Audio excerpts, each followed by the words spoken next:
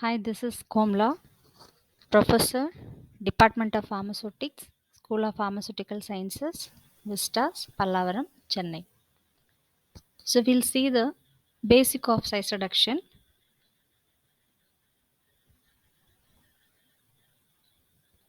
Definition: size reduction is the process of reducing substances to small particles. This unit operation is also known as comminution or grinding. Objectives of size reduction: size reduction leads to increase in surface area. Size reduction which increase the rate of extraction and also reduces the segregation of the particle and which enhance the uniform powder mixing and many formulation which require fine size particles.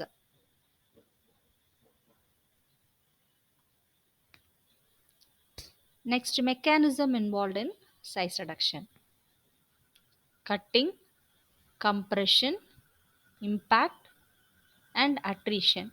These are the basic mechanism involved in the size reduction process.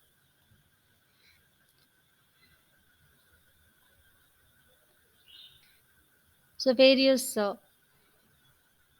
equipment which are mainly used to size reduce the substances in small scale level: cutting, scissor; for compression, nutcrackers; and for impact, hammer; and attrition, both pressure and friction involved piling. Next, we'll move on to the factors affecting size reduction: hardness, toughness, abrasiveness, stickiness, softening temperature, material structure, moisture content, physiological effect, purity required, ratio of feed size to product ratio, and then bulk density. First factor is hardness. Hardness of the material which affects the process of size reduction. It is easier to break soft material to a small size than hard material. And toughness: the crude drugs of fibrous nature or those having high moisture content are generally tough in nature. A soft but tough material may present more problem in size reduction than a hard but brittle substances. Next is stickiness. Stickiness causes a lot of difficulty in size reduction. This is due to the fact that material adheres to the grinding surfaces.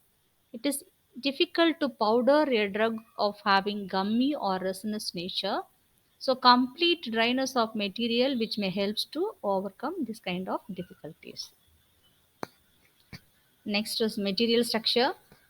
Materials which show some special structure may cause problem during the size reduction process. For example, some of the vegetable drugs which have a cellular structure which may produces long fibrous particles.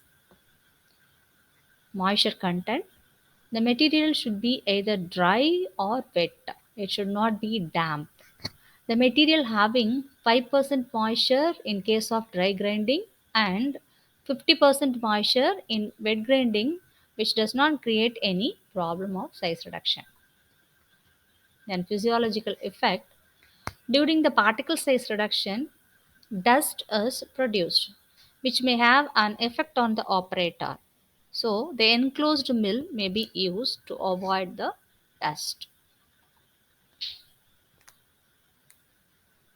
Purity required: various mills used for size reduction often causes the grinding surfaces to wear off and thus impurities come in the powder.